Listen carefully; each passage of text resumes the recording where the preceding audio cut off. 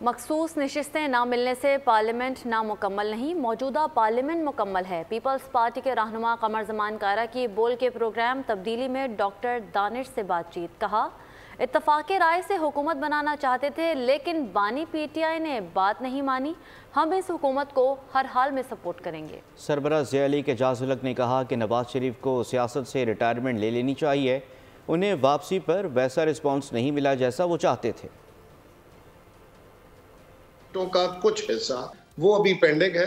इस असेंबली के कुछ और हलके भी पेंडिंग है।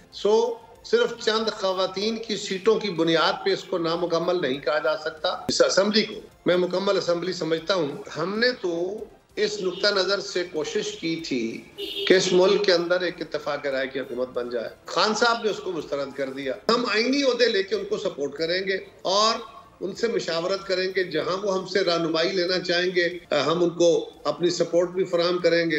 अब उनको उससे थोड़ा सा रिटायरमेंट ले लेनी चाहिए। जो उनके जहन में था वो मैंडेट उनको नहीं मिला। दूसरा ये कि वो रिस्पांस नहीं मिला उनको जो एक्सपेक्ट किया जा रहा था कि ये वापस आएंगे, कि अवाम ने वो पजीराई नहीं दी जिस पजीराई की तवक्कुआत थी। मेरा उनसे कोई माजी में कोई उनसे इतना इख्तिलाफ मेरा नहीं रहा, क्योंकि टकराव की सियासत इस वक्त ना जमहूरियत के लिए बेहतर है ना मुल्क के लिए बेहतर है।